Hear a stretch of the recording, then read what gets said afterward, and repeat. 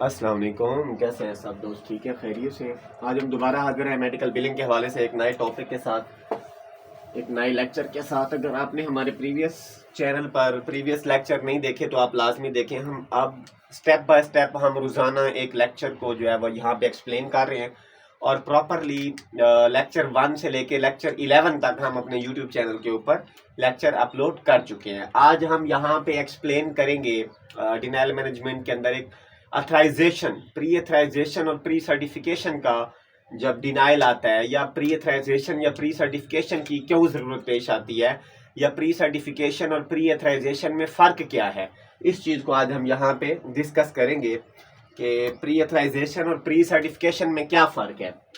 ये यहाँ पे हम प्री सर्टिफिकेशन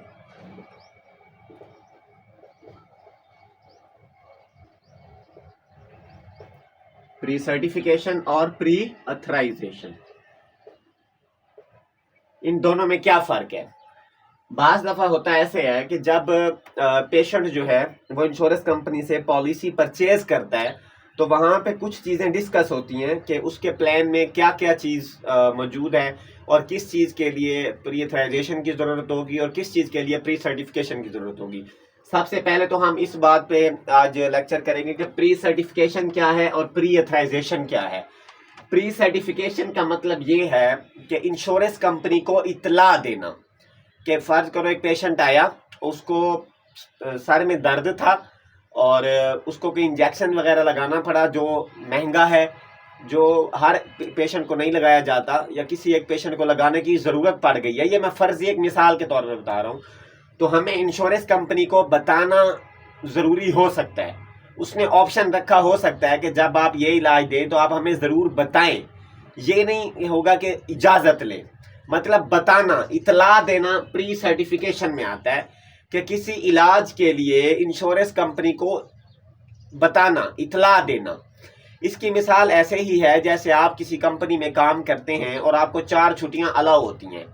अब उन 4 छुट्टियों को करने के लिए आप कंपनी को इतला देते हो, इजाज़त नहीं लेते, आप इतला देते हो कि सर मैं आज नहीं आ सकता, क्योंकि आपको पता होता है आपकी 4 छुट्टियां हैं। आपने इतला इसलिए देनी है ताकि कंपनी अपने रैकेट में आपकी छुट्टी कंसीडर करे, ना कि अब्सेंट। तो इंश्योरेंस कंपनी में भी इस तरह से होता है, कोई ऐसी सिचुएशन और ऐसा प्लान होता है कि बाज़ दफ़ा इंश्योरेंस कंपनी को इलाज के लिए इतला देनी पड़ती है एक मेडिकल बिलर को और प्रोवाइडर को। तो इतला देना जो होता है ना, वो होता है प्री सर्टिफिकेशन, ताकि इंश्योरेंस कंपनी अपने रैकेट, अपने डॉक्यूमेंट, अपनी जो पेशेंट की प्रीवियस हिस्ट्री है उसके अंदर ये चीज़ ऐड कर ले कि पेशेंट को सर दर्द था और फलां इंजेक्शन लगाया गया।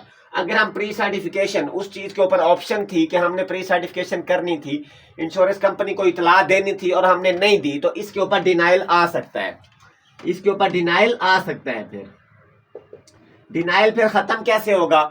ख़त्म ऐसे होगा कि जब हमें पता चलेगा कि प्री सर्टिफिकेशन का डिनाइल आया है तो हम क्या करेंगे, इंश्योरेंस कंपनी को कॉल करेंगे और उनको बताएंगे कि इस डेट को पेशेंट आया था, इस वजह से इसको ये इंजेक्शन लगाया गया था। वो ओके कर देंगे, उसके बाद हम क्लेम भेजेंगे तो वो पे हो जाएगा। और इसी तरह प्री अथराइजेशन, प्री अथराइजेशन ये एक ऐसी सिचुएशन, एक ऐसी मतलब टर्म है, एक ऐसी कंडीशन है जिसमें इंश्योरेंस कंपनी से इजाज़त लेना ज़रूरी है। जब तक इंश्योरेंस कंपनी इजाज़त नहीं देगी उस इलाज का, उस विजिट का जो क्लेम है वो पेड नहीं होगा। अब देखो, इसमें इजाज़त ज़रूरी नहीं है, प्री सर्टिफिकेशन में सिर्फ इंश्योरेंस कंपनी को इतला देना ज़रूरी है, प्री अथराइजेशन में इजाज़त लेना ज़रूरी है। इसमें सिर्फ इतला देनी है, इसमें प्रॉपर इजाज़त लेनी है, ठीक है, इजाज़त लेना ज़रूरी है। ये फ़र्क है दोनों में। प्री सर्टिफिकेशन मतलब एक सर्टिफिकेट, एक डॉक्यूमेंट होता है, मतलब ये डॉक्यूमेंट की एक फॉर्मेलिटी है, इसको हमने पूरा करना है, हमने उनको इतला देनी है कि पेशेंट आया था, उसने ये इलाज लिया है, इंश्योरेंस कंपनी होके कर देगी और हमारा क्लेम जो है वो पे हो जाएगा। प्री अथराइजेशन में इलाज की इजाज़त लेना ज़रूरी है। जैसे पेशेंट आया, उसकी सर्जरी होनी है, अब जो सर्जरी है वो उसके प्लान में मौजूद नहीं है, ठीक है, लेकिन एक ऑप्शन डाली हुई है इंश्योरेंस कंपनी ने, वो कहती है कि अगर आप इजाज़त लेंगे तो हो सकता है हम इजाज़त दे दें। जैसे कि एक बंदा किसी कंपनी में काम करता है, उसको 4 छुट्टियां अलाउ हैं, अब उसको 5वीं छुट्टी की ज़रूरत पड़ गई है, अब वो क्या करेगा, वो इजाज़त लेगा। अगर इजाज़त मिलेगी तो उसकी छुट्टी अप्रूव है, अगर इजाजत नहीं मिलेगी तो उसकी सैलरी कटेगी।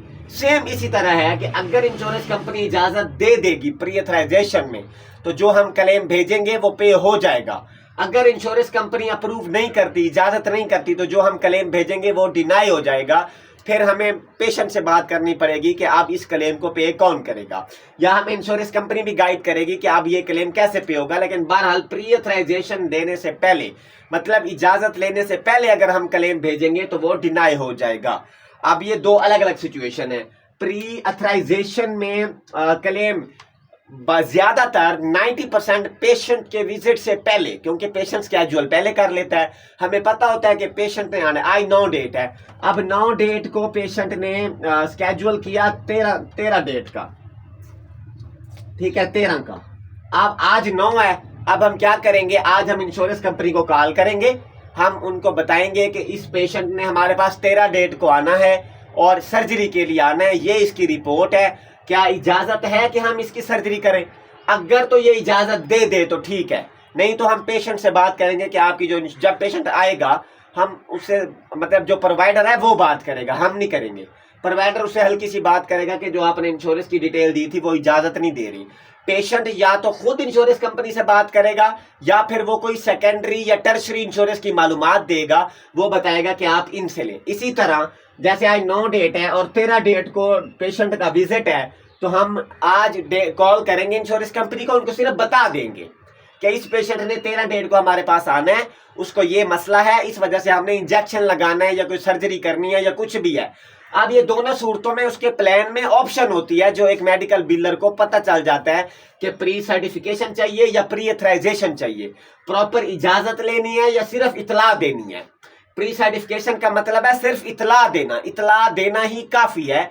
इंश्योरेंस कंपनी अपने रैकेट के अंदर इस चीज को मैनेज कर लेती है कि ठीक है, इस पेशेंट को जरूरत थी, अब इन बिल्डर ने या प्रोवाइडर ने हमें बता दिया, ये फॉर्मेलिटी कंप्लीट हो गई, अब ये क्लेम डिनाई नहीं होगा।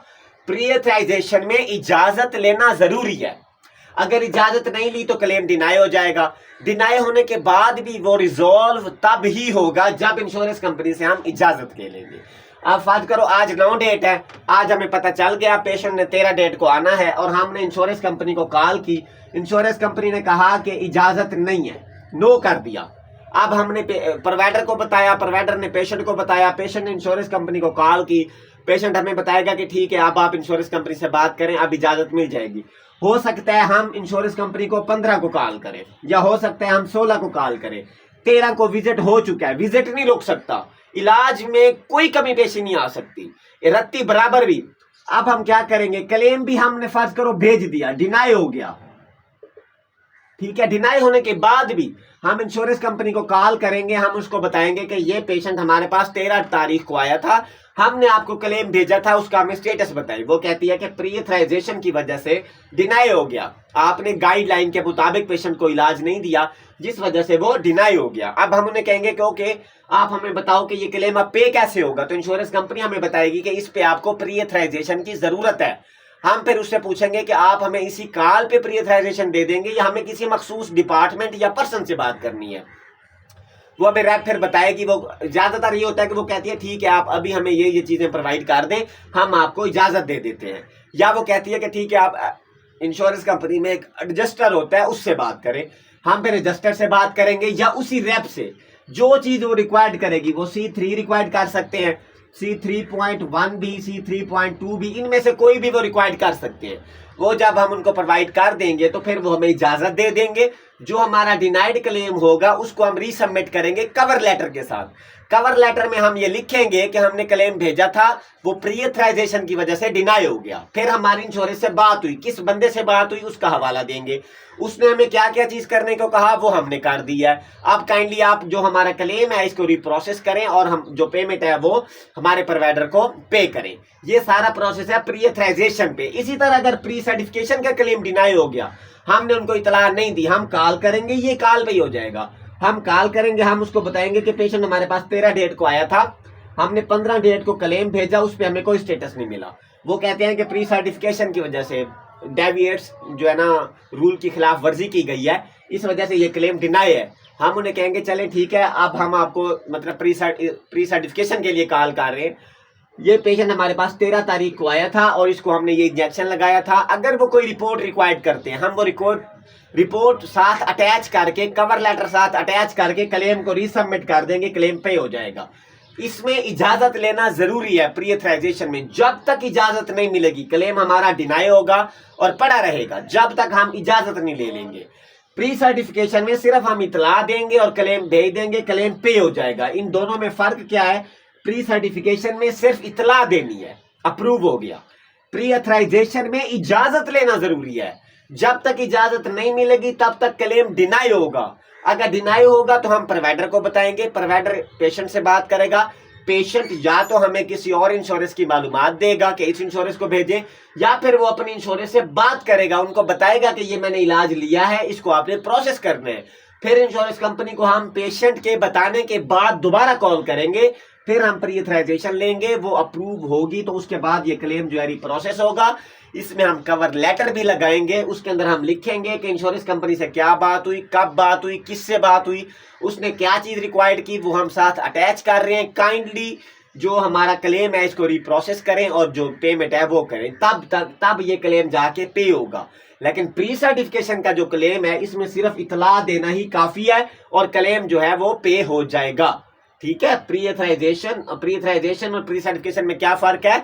प्री सर्टिफिकेशन में सिर्फ इतला देना इंश्योरेंस कंपनी को, प्री ऑथराइजेशन में प्रॉपर इजाजत लेना। जब तक इजाजत नहीं मिलेगी क्लेम डिनाई होगा, पे नहीं होगा। प्री सर्टिफिकेशन में इजाजत लेना नहीं होता, सिर्फ इतला दे दी तो समझो ये अप्रूव हो गया। ठीक है। अब इससे पहले जितने भी हमने लेक्चर अपलोड किए हैं यूट्यूब के ऊपर, उसमें हमने पहले लेक्चर में ये बताया कि मेडिकल बिल्डर क्या है। मेडिकल बिल्डर एक ऐसा शख्स है जो यूएसए में बैठे डॉक्टर का अकाउंट मेंटेन करता है। कितने पेशेंट आए, कितने का क्लेम इंश्योरेंस को भेजा गया, कितने का पेड है, कितने डिनाइड है, कितने पेंडिंग है, कितने डिले हैं, कितनी पार्शियली पेमेंट आई है, कितनी फुल पेमेंट आई है। दूसरे लेक्चर के अंदर हमने ये बताया था कि विजिट क्या होता है और इनकाउंटर क्या होता है। आगे हमने ये बताया कि पेशेंट की सुपर बिल और हैक्फा क्या होता है। उसके बाद हमने बताया क्लेम क्रिएशन क्या है, क्लेम सबमिशन क्या है, एआर क्या है और डिले क्या है, पेंडिंग क्या है, फॉलो अप क्या है, डिनाइल मैनेजमेंट क्या है। आज हमने ये बता दिया है कि प्री सर्टिफिकेशन और प्री ऑथराइजेशन क्या है। प्री सर्टिफिकेशन इंश्योरेंस कंपनी को इतला देना कि ये पेशेंट हमारे पास आया था, ये इतला तब दी जाएगी जब पेशेंट के प्लान में ये चीज ऑप्शनल होगी।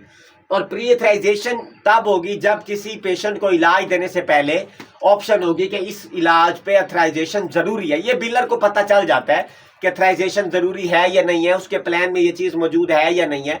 ये प्रॉपर डिटेल होती है एक मेडिकल बिलर के पास, तो प्री ऑथराइजेशन दी जाती है। इंशाल्लाह हम अपने नेक्स्ट लेक्चर के अंदर पेशेंट रिस्पॉन्सिबिलिटी पे बात करेंगे, जैसे डिडक्टिबल, को इंश्योरेंस और को पे।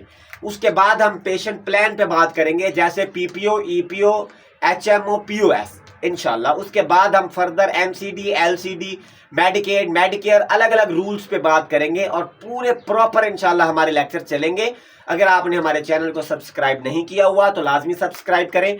एक और चीज सबसे अहम और इम्पोर्टेंट, अगर कोई बंदा ये समझता है कि वो वीडियो देख के कोर्स कर लेगा, तो ये पॉसिबिलिटी नहीं है, ये गो थ्रू है।